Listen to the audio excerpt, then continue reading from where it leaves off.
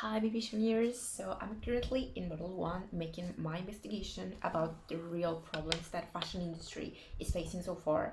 And these are kind of my insights. So this video, I will send it just so I can process and make an auto reflection and processing of the information because that's the way I feel comfortable about it. But it doesn't have to be necessarily my final thoughts about it. If I'm aiming to do more videos about more information that I gather and my perspective being changed, I probably can make it.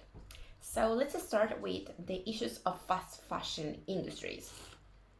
So first of all, we have the problem of outsourcing, and this is because the supply chain of the fashion industry rely on many pieces, from the extraction of materials to the retail and selling of products.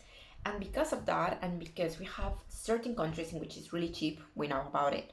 Outsourcing is the common business model for uh, producing their pieces for most of fast fashion and fashion brands. And this is a problem because when you have so many pieces, it's harder and harder to trace where those materials come from and how they are made. So that's a problem they have. But really, fashion brands are aware of it, but they don't care too much about solving it. They are actually okay for it to being shady. It's a gray area in which they are feeling comfortable to operate because they know that if it's more traceable or if they produce in a different way, prices are gonna get more higher and less profit margin.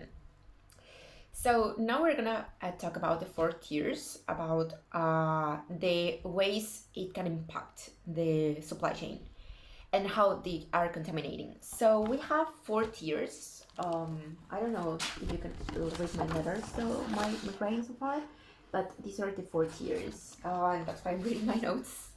So the first one is the tier zero, which is the retail store, offices, and basically what us as consumers can see. Then we have the tier number one, which are where clothes are stitched and sent to warehouses. So I would like to share that I also work as a sales assistant in a very known brand that is part of a large group of fashion brands.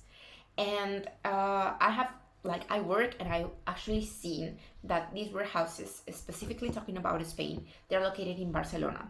So this is a tier one. This is the final ending, and actually, it's a conversation where most of brands like to be comfortable with. Talking about, oh, well, my tier one phase of supply chain is being ethically done. Because that's the last part, or as we have seen so far with the iceberg problem understanding, this is the top of the iceberg. So then we have tier two, which is the fabric processing factories. So we have to make an example, like a white t-shirt. In this tier one would be when it's stitched and it's sent to Barcelona, so it can be delivered in many places of Europe for final sale. But the tier two is when they are making the fabric. Then we have tier number three, which is the raw material processing, like cotton, to making it into a weave that it can be processed then into a fabric. And then we finally have the tier four, which will be the fields of cotton where it's extracted this material to make it into a fabric or a weave. So these are the four tiers. Well, actually five considering the tier zero.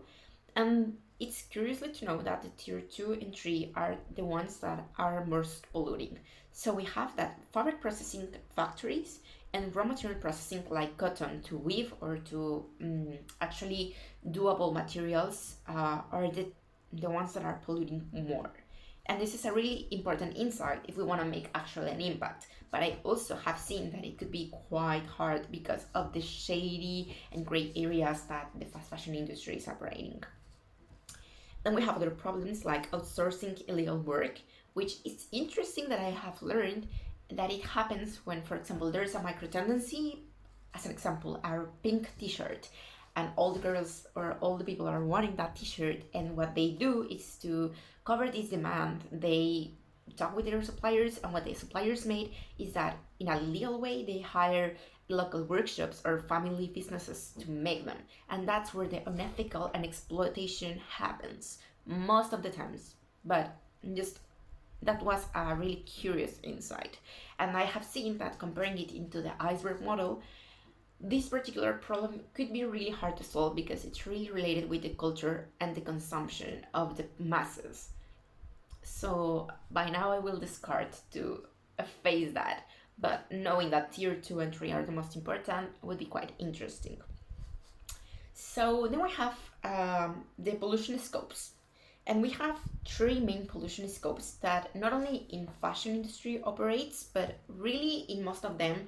And it's a really objective way to know how much is polluting a company. So we have the scope number one, that it's direct pollution from companies like transportation or to transport their own pieces. So that's like something you can really gather the data, and where some fashion brands are really focusing on, because it's better to say, oh, I'm changing from gasoline to energy, to a cleaner energy sourcing of my transportation systems. And then we have a scope number two, that it's indirect pollution by their own actions. So as an example could be the AC that the offices are consuming, or maybe warehouses and all the energy that they need.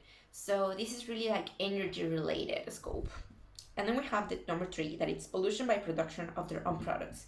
And as we have seen in the other tiers, this is a shady area. We really don't know too much about it because the data is really hard to retrieve.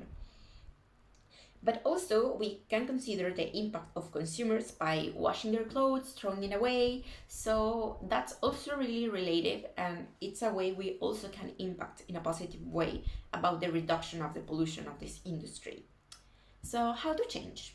Basically, we can be first by transparency, because if we do not have data, we are basically blind without a compass on how and which action we should have to take.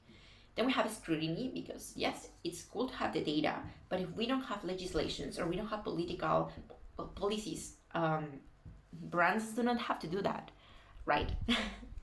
And then we have accountability, that it's actually taking action. And that's finally how we can possibly make a real change in the industry. So we have to end up with two actions, specifically talking about the European fashion industry that they have made so far, especially in 2026, that it's nearshoring.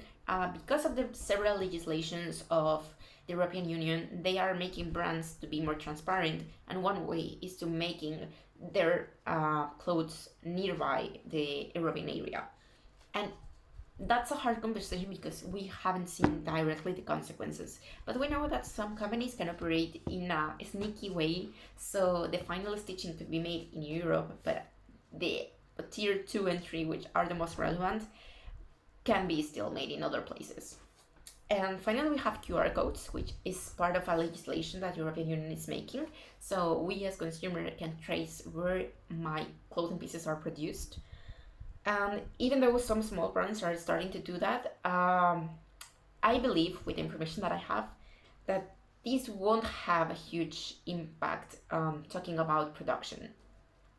So finally, we are going to talk what actually brands are talking about, what they care, and our three main topics. First one is sustainable materials, which is interesting for me because even though the most problematic tiers are the raw material processing and the fabric processing, maybe they are willing to cover this by creating new sustainable materials. But we know sustainability and sustainable materials is a huge scope and a huge topic. And some materials, even though they are marketed as sustainable, they might not be sustainable at all. Especially talking about the treatment of those pieces after the consumer buys it. And that's something interesting and relevant for me. And finally, we have the number two, that it's transparency and traceability. I believe that's interesting, but I believe it's a really shady and complex area. And talking about the questions about the iceberg and steepled model, I do believe that it's going to be really hard, that even if companies by themselves are not having the whole information, how as a startup I'm gonna be able to retrieve that data. So I don't know. That's something I have as a highlight. And finally, we have the supplier relationship, that I think it's great. that they are asking the suppliers to be more transparent about how they are making their clothes. So far, these are my insights. And let's see what else I can find.